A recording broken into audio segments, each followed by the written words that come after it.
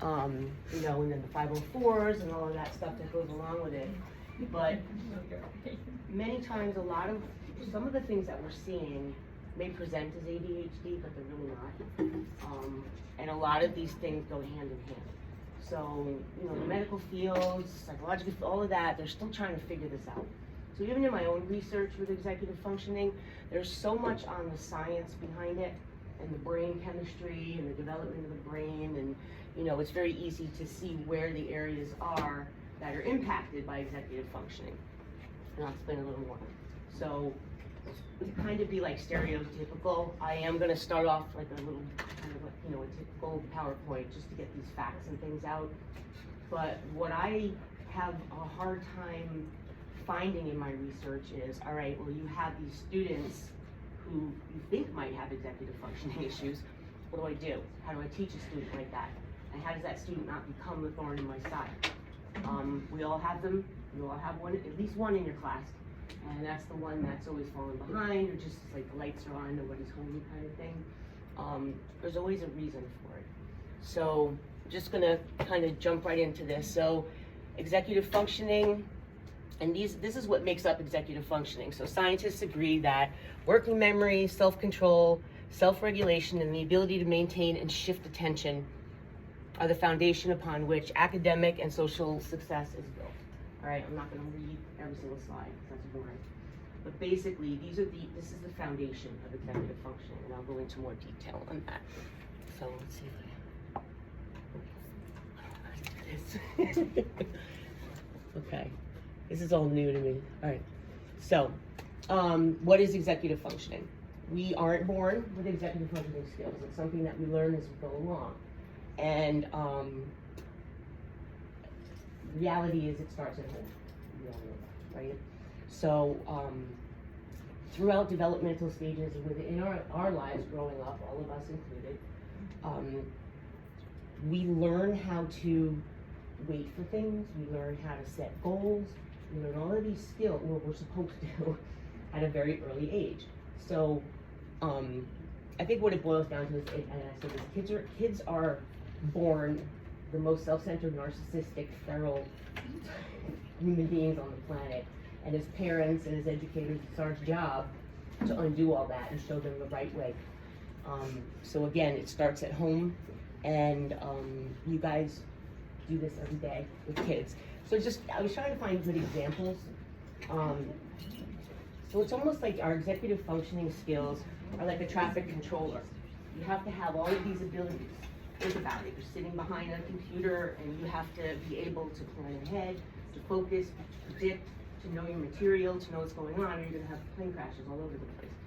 So that's what happens with our kids. They end up turning into little plane crashes. I'm sorry if I'm like blunt or whatever, but that's basically what it is. All right. So this is the science part. Executive functioning skills are developed in the prefrontal cortex of the brain. This is the area of learning. I think I have right here. So right here. And sometimes with kids who have ADHD, that part of the brain is underdeveloped and it eventually catches up. Those are the ones that your hypermaturity kind of kicks in. You can see the potential.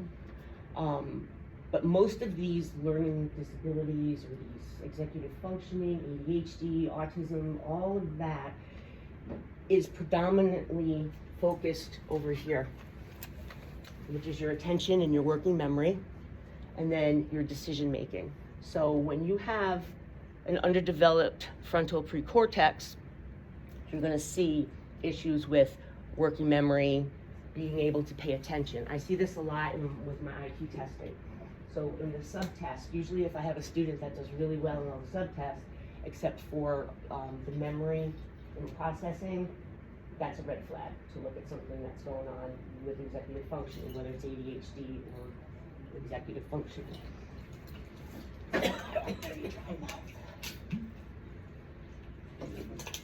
Okay, so that's the science part of it. Does anybody need me to elaborate on that? Because I mean, that you can look up, it's right there. Everything's color coded, nobody cares. So it's like we want to get to the meat of it. All right, so these are the three main areas of executive functioning. We have our working memory, our cognitive flexibility and our inhibition control. So our working memory is when we learn something new, we take that information and we hold it right here. And then our brains process that information. And if your brain is working properly, you're gonna be able to kind of take that information and file it, like a secretary would do. You know, you throw your papers on the desk or whatever, she takes them, she files them, and then they're good to go. So if you need them, you pull them back up later. So in the classroom, you're gonna see children that have trouble following verbal direction. Like, I repeated myself 7 times. What's going on? Did you not hear me? And they'll say, okay, what did you want me to do?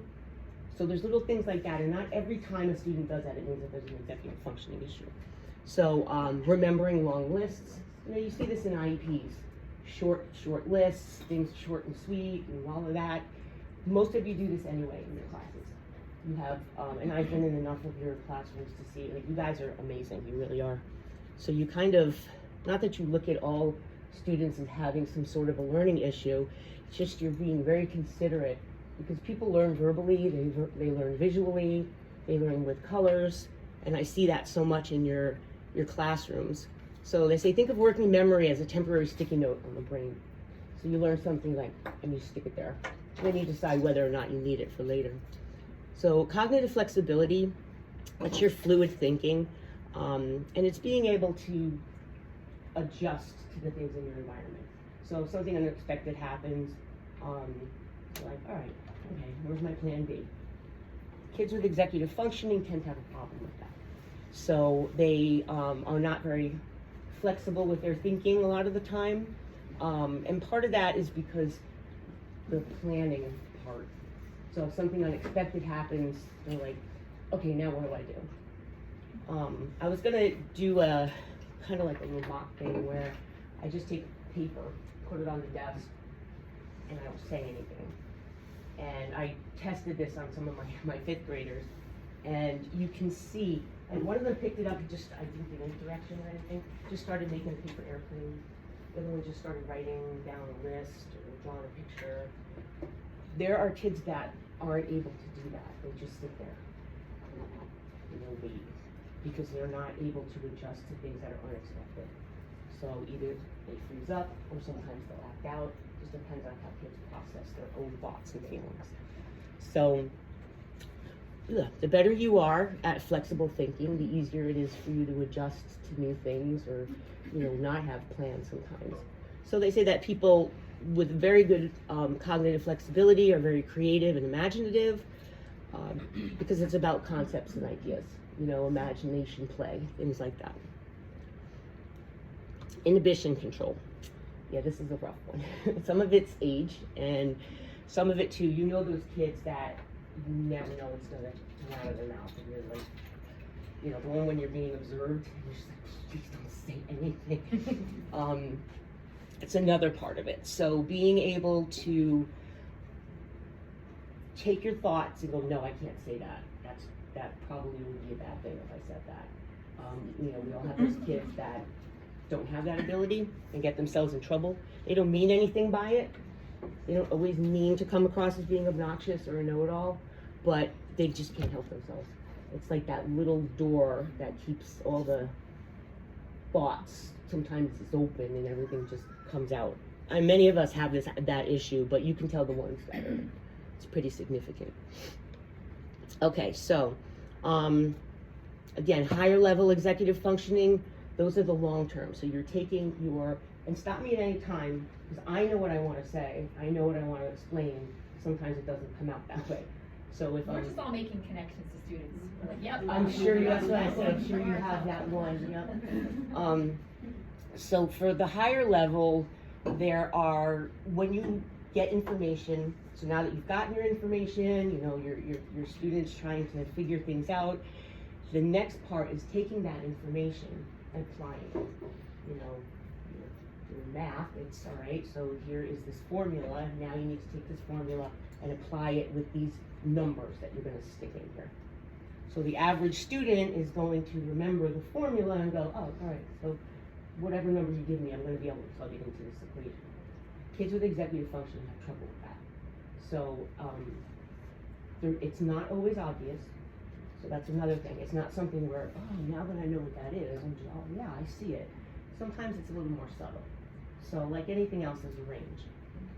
The kids the ones that have the biggest issues are the ones that, you know, it's very, very obvious, but a lot of times it'll come across as this is my, you know, my hardest or toughest behavior in the classroom.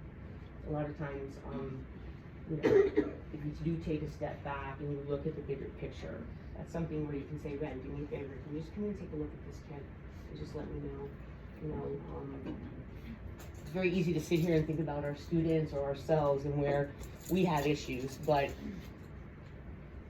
the kids that you're thinking about, are any of you having any aha moments? Or you're like, yeah, I knew that kid had that all along. Anybody? Bueller? Yeah? Okay. All right. I want to save time for questions and things like that too, so I'm going a little bit fast. All right, so so I was talking to Dylan, so I gave reference to him. He said the mind of a person with an executive functioning disorder, it's like an unorganized closet. It's all in there, but good luck finding it. So, and then I sound like the perfect thing. So that's basically what it is a lot of the time. You know, kids are given all this information, they're tucking it in there, but they don't know how to apply it. So when it comes to, all right, now let's produce, I know it's there, but they just can't pull it up. They can't apply it. There's no connection there. So it's just like a junk draw. I thought that was kind of cute. All right, so these are just some examples. Also too, if anybody really wants a copy of the PowerPoint, I can send it to you or post it or whatever. I do have references and things at the end, but I'll talk to you about that. So this is just the list. Now think about it, all right? I'm gonna run through this list, and as I'm doing it, think about yourself, think about your students, think about people in your family, and you're gonna start to see. So being very distractible, we're having trouble focusing on just one thing at a time. You know, it's like being in a subway and you're trying to listen to the announcements coming over because you think your train might be late, but you cannot literally focus on that overhead voice because there's so many other noises going on around you. And it's like living in that kind of a world most of the time for these kids. So it can be very noisy in their head. The ones that are daydreaming, a lot of times with females, with the girls, there's more of the quiet. They tend to fall through the cracks because the boys tend to be more out there. They're louder, they draw a lot of attention to themselves. So keep an eye out for that too. The ones that are very, very quiet and you can tell. So they have trouble planning. You know, you guys use organizers. If you have a student that's, you know, here's an organizer and they still can't get their things organized, then you may be talking about a kid with executive functioning. So difficulty motivating yourself to start a task that seems difficult or uninteresting. This one's a big one because I hear a lot of, they just don't care, they're just lazy. Sometimes the starting part is the hardest for kids who have executive functioning, because when you start something, you're thinking with a person who has typical executive functioning, you're able to go, all right, so if I get up right now and I just go get this, it'll be done and I don't have to worry about it. With executive functioning, yeah, okay, but it doesn't happen. There's just a block there, and it's very frustrating. So it's difficult for kids to verbalize that. They're just like, I don't want to do it. I hate this. I don't know how to do this. Sometimes behaviors come out. So all kinds of different things happen. I also see them struggling for moving from one task or transitioning from one thing to another. Because it's almost like the thought process is, I do this first, and then I finish it, and then I do this first, you know, but we're like, nope, you need to stop what you're doing and then leave that and move on to something else. Some kids don't handle that very well. Because it's a difficult process to get their brain to slow down and move on to something else. So getting distracted or interrupted through a task, and this happens to all, think about how your work is from when you start at the beginning of the year, as the year goes on, like right around before the holidays and stuff. You know, there are some people who are very stressed out, so they start to forget things. You know, it's not that oh, there's something wrong with my brain. It's just we have occasional sometimes stressors in our lives that kind of get in the way when we're trying to do our daily skills or our job or whatever. So this is what it's like with executive functioning. It's almost like you're under a constant state of stress, but without feeling the stress. So that it's like, forgetting things. Impulse control, snacking when you're on a diet, struggling with thinking before you talk, and having to, okay, so with kindergarten,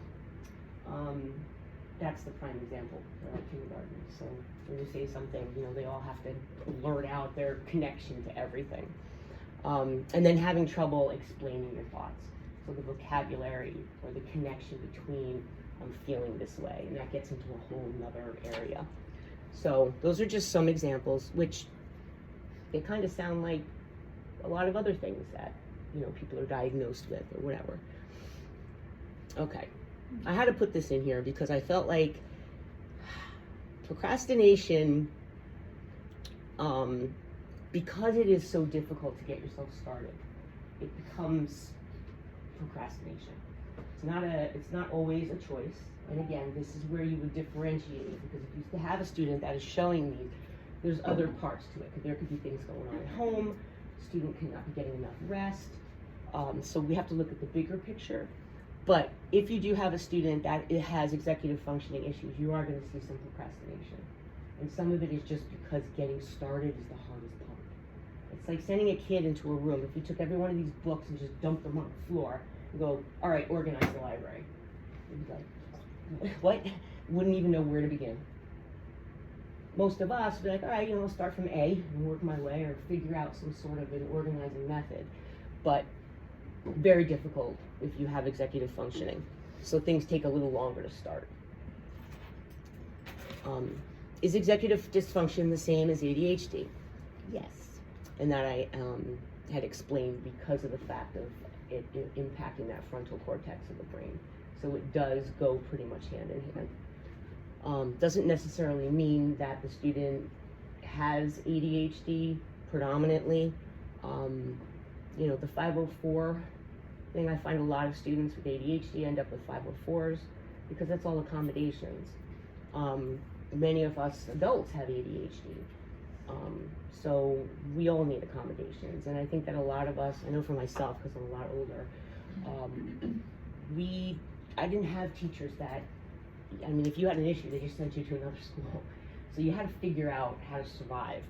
So people would call you like ditz or lazy or whatever, and you're that friend that just kind of like, I don't know, and then you just follow people around. But now with ADHD, again, a lot of your classrooms are very, very frontal cortex friendly. So I'm very impressed with that. All right, let's keep going. So when what it feels like when you're trying to self-motivate to do a task.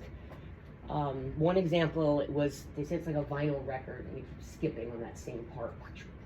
And you just keep going back and back and back, wanting it to be different, but it's not.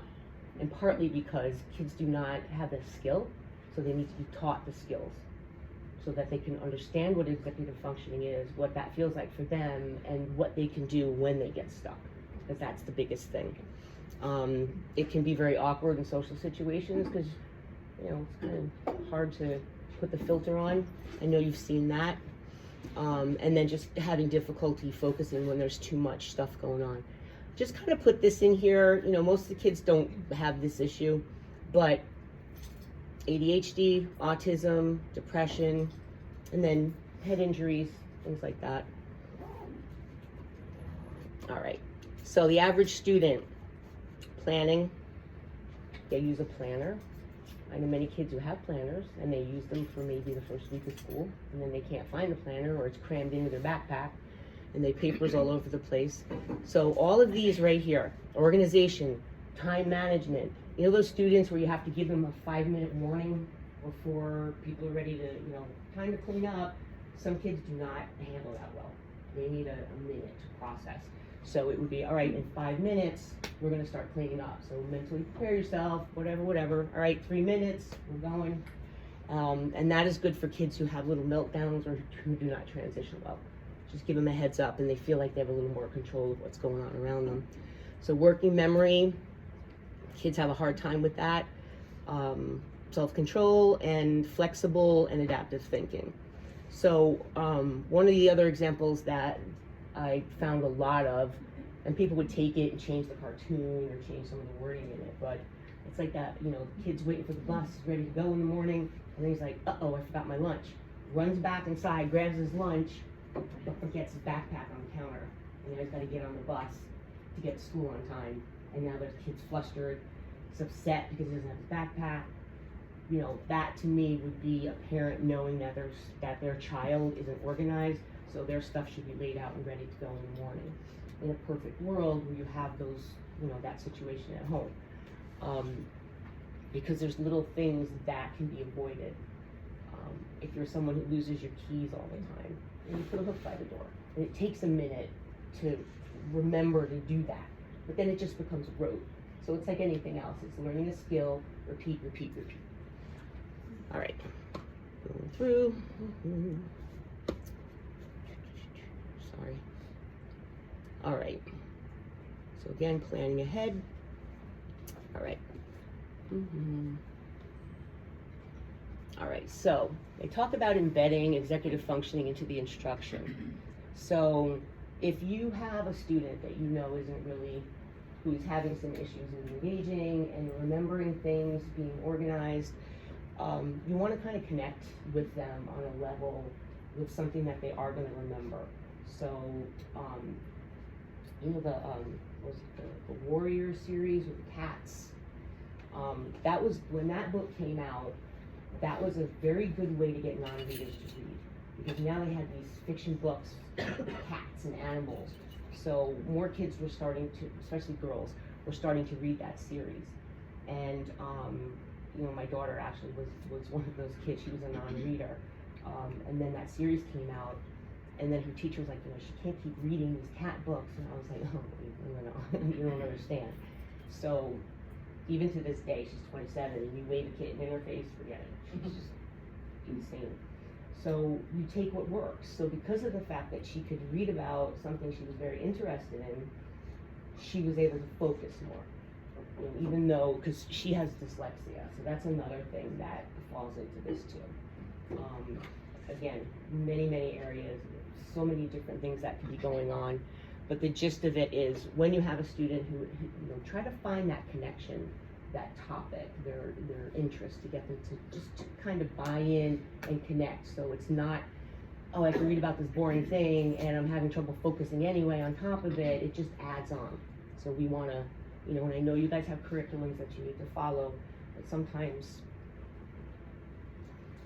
it's just, you have to find out what works for them. So information plus emotion equals memory. So when somebody can emotionally connect to something, they're going to remember it, right? Makes sense. So if you have a student that's frustrating and you're like, just sit down or just pay attention, we're not connecting with that student. So if you can think about, all right, so maybe this is a kid that needs to just take a break for a minute, you know, all little kinds of accommodations, things like that. You guys are really good with removing a student and giving them a break so that they can refocus and come back. That's important too. A little time out, but also too, you do have a class to maintain and expectations.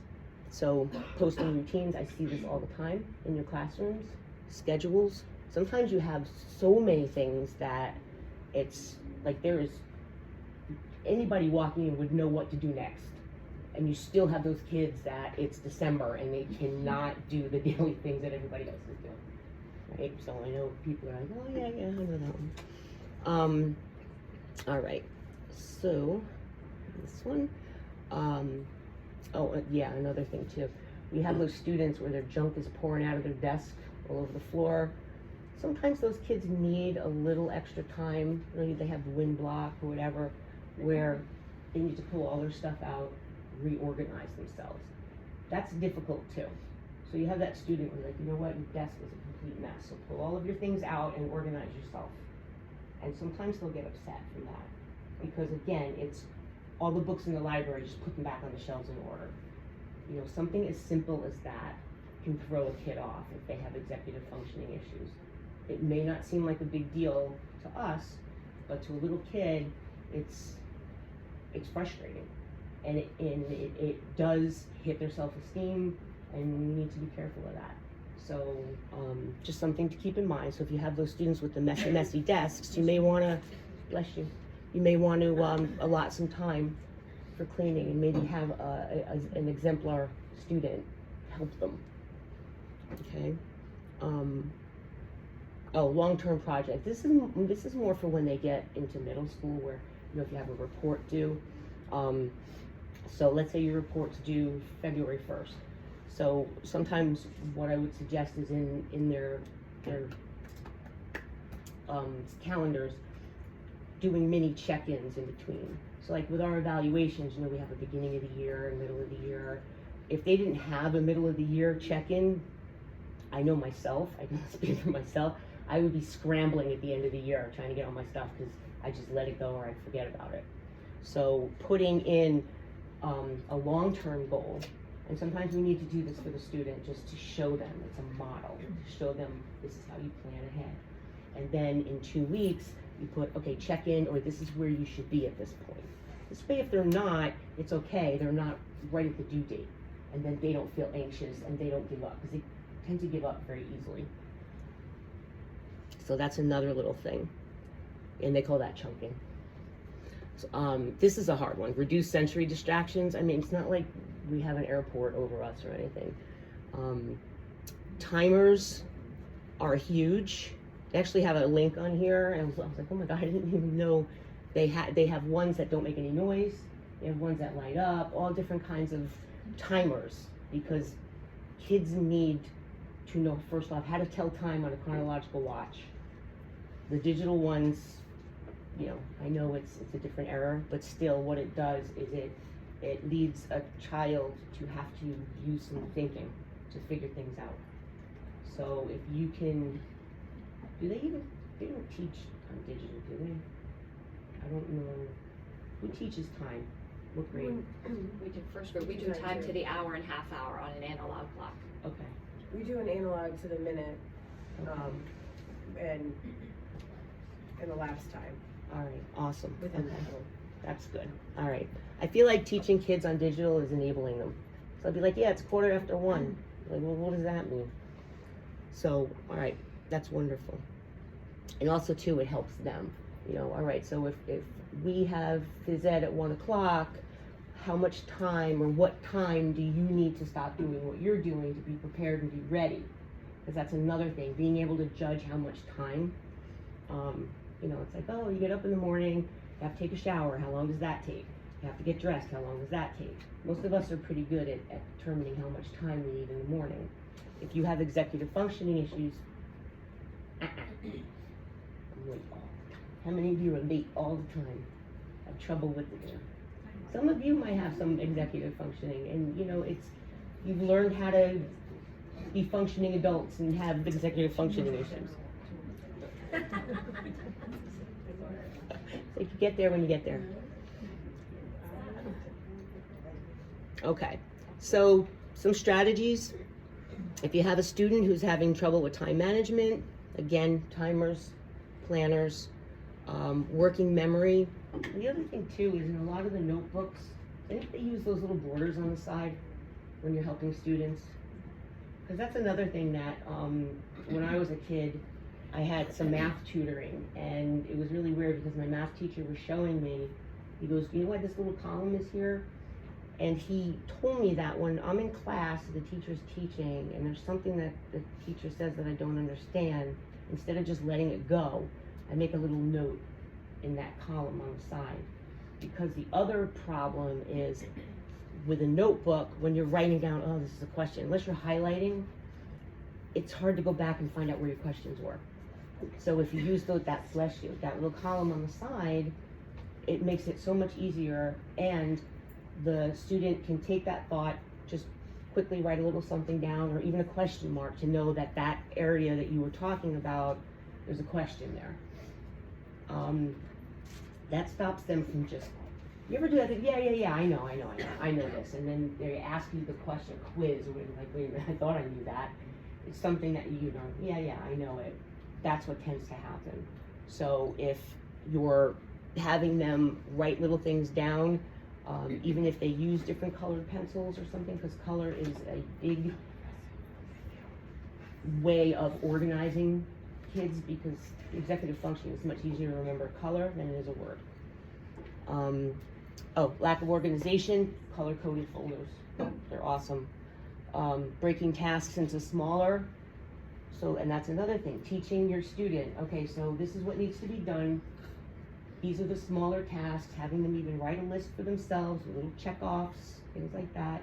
You're teaching these kids, you're giving them a foundation on how to be effective communicators and how to be functioning human beings that can go to school, that can get a decent job, that can keep themselves organized, pay their bills, keep track of their finances. All of this plays into that, all of it.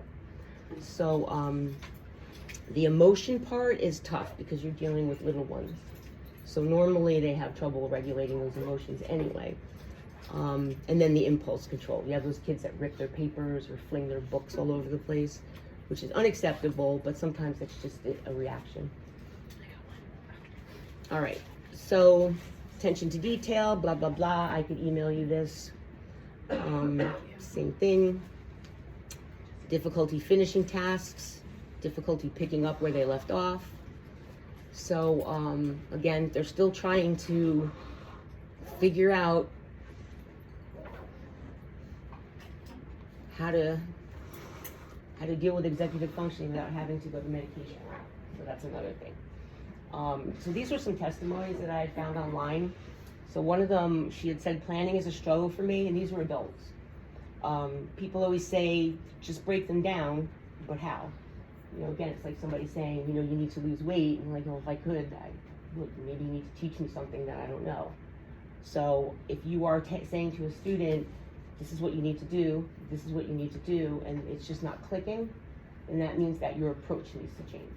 So there needs to be a different conversation, and sometimes it's okay to go, well, what do you think?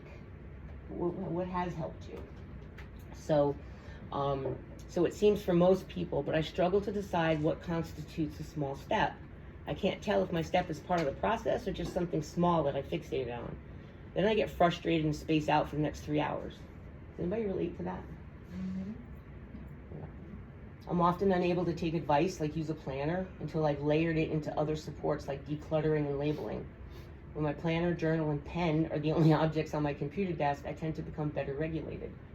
So sometimes it's just the act of, okay, how do I even start this? How do I get organized so that I can organize myself? I try to explain this to my parents when I live with them. If you don't tell me something needs to be done and I don't regularly interact with it, pile of leaves in the backyard that need to be raked or mowing the lawn, I'm probably not going to think to take care of it. Does that make sense? Yeah. So you can't get too angry. Unless you write a list and then they're just walking past it, that's it. All right, so I have here, these are some links that go into more of the what it looks like, and I think that you guys all really know what it looks like for the most part. It's just giving you enough information so that if you see a red flag or you feel like there's an issue, you know it's okay to say, hey, I have this student that is really unorganized. You know, I explained something and I have to explain it again. You know, it's very, very frustrating. Reach out and we'll take a look at that and see so that you're not getting frustrated. You know, your student's self-esteem isn't going down the toilet. These are critical years. So, with that being said, I know kind of buzzed through that. Does anybody have any questions, or does it need anything elaborated? Techniques for teaching? I think mostly it's the environment. And then when you are just going nice and slow and talking to your students, you know, sometimes we forget and things, it's like a speeding train. And it's okay to take a step back and do a timeout. That's why with coverage. Sometimes I like when there's not a lot for them to do. So like, hey, how's your day going? You know, how are things? How's school? If you could do one thing different. I like asking random weird questions. You know, well, what if we could swap brains, what would you want to be really good at? You know, and it's, kids love when you ask them questions like that. And even if you have a student where you think, well, I don't think this kid just breaks on my nerves, whatever, let's be realistic. If you take a second and ask that kid a personal question, 9 times out of 10, you've just made a really good connection. So one other important factor in executive functioning is because it is a developmental process, if a child is being raised in trauma, they most likely will automatically have an executive functioning issue. So we do have students in our classes that they're a train wreck, and it's so frustrating. Think about their home life. Think about what's going on when that kid leaves this building. They have to learn survival skills very quickly. So executive functioning is something that comes much later. So these are the kids that we need to keep an eye on so they don't end up going down the wrong path. Because their ability to make these healthy decisions hasn't been developed because of the neglect or the abuse. And then they come to school and then they're supposed to focus on their schoolwork, and sometimes that's very difficult also. So again, just a simple conversation, is everything all right? You know, putting it out there. They may say, yeah, everything's fine, but you're setting the example that it's okay to take a minute to check on somebody, because they haven't learned that, and you're teaching them that just by being kind. But that's a big one, because we do have some students that are going through trauma or have been through trauma, and I'm sure you can picture them and be like, oh, that makes sense. I do have links to games, to research, to teachers' forums, all kinds of stuff. So if anybody does want any information, I know for me when I'm sitting in one of these, I'm like, just give me all my information now, and if I need out, I'll let you know. So I know we're kind of like that, but I'm here, I'm a resource, and there are connected with ADHD and with autism. Again, that's why I say if you are getting red flags, just let me know. I love doing observations, that's one of my most favorite things. So I have no problem coming into classrooms and doing an observation, see if, okay, maybe this is something that we can do to help the student. Something as simple as this is what I love to tell. Light-eyed kids tend to sit by the windows, which they shouldn't, because when you have light eyes and the sun comes in, it can be tired, reflecting off the books. So I went through this whole big thing with a teacher once, and she ended up putting her darker-eyed kids by the window. And then another thing was just, I was walking, that we had put lines in the hallway to separate the kids because they were just crashing into each other. And there wasn't anybody else, I'm just walking on the line, doing my thing. Before I knew it, I had a trail of kids behind me. So we started doing this thing, the kids were falling off. We're like, all right, so for those of you who fell off on the left side, go over here, and on the right side, go over here. And I tell you that most of the kids that fell off to the right side had light-colored eyes. It was the most bizarre thing. So I wanted to test out the theory, but I never had a chance. So if you see me walking down and I have kids behind me, I'm probably doing some sort of an experiment. But there are little things like that too, where, you know, going into a classroom and saying, all right, here's a suggestion that might help with this student. You just let me know. Okay? Anybody have anybody have an example that they want to share? Okay. Well, thank you all very much. Thank you. I appreciate it. All right, so if you do need anything, let me know. Hey guys, before you go back, can I visit with Nancy, Cindy, and Lisa? No, not Lisa, sorry. One,